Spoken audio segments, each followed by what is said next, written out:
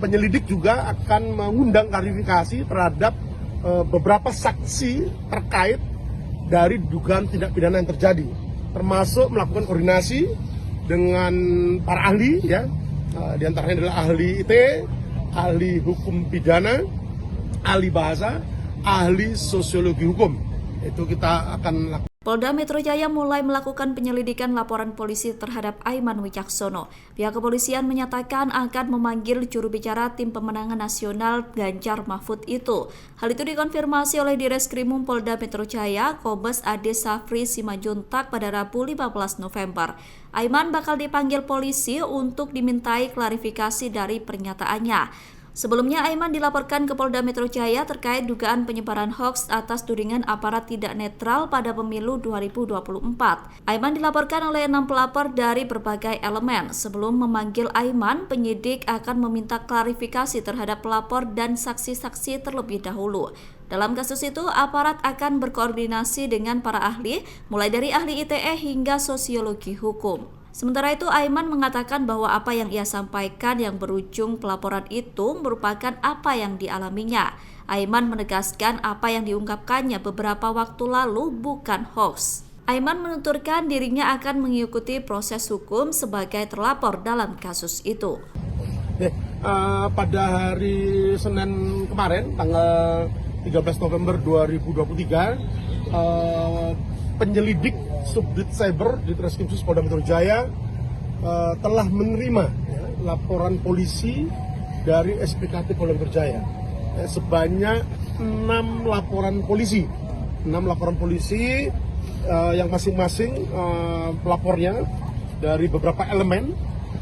Yang pertama Saudara F dari Front Pemuda Jaga Pemilu, kemudian dari Saudara A, LP yang kedua Aliansi Masyarakat Sipil Indonesia, kemudian pelapor yang ketiga Saudara S dari Jaringan Aktivis Muda Indonesia, kemudian pelapor yang keempat dari Saudara R dari Aliansi Gerakan Pengawal Demokrasi, dan kemudian yang kelima itu pelapor dari Saudara MA dari Barisan Mahasiswa Jakarta, kemudian yang keenam itu Saudara G dari Garda Pemilu Damai.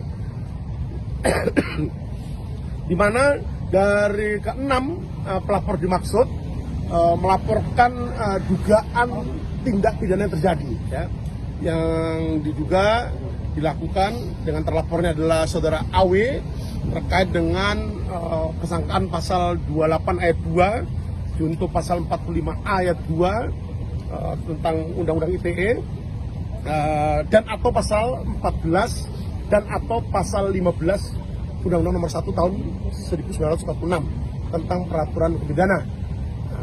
Terkait dengan itu, pelapor telah dilakukan klarifikasi, ya, atas laporan yang dibuat di kantor SPKT Polda Metro Jaya sebagai bagian dari tahapan penyelidikan, ya, penyelidikan yang dilakukan oleh tim penyelidik Subdit Cyber di Treskrimsus Polda Metro Jaya.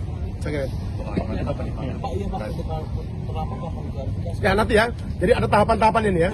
Jadi setelah kami menerima LP dimaksud dan kemudian menerima barang bukti elektronik yang disampaikan oleh para pelapor kepada tim penyelidik, dan kemudian langkah selanjutnya penyelidik melakukan klarifikasi terhadap para pelapor atau maupun saksi-saksi yang dibawa pelapor pada saat melaporkan dugaan tindak pidana terjadi di kantor SPKT Polda Metro Jaya.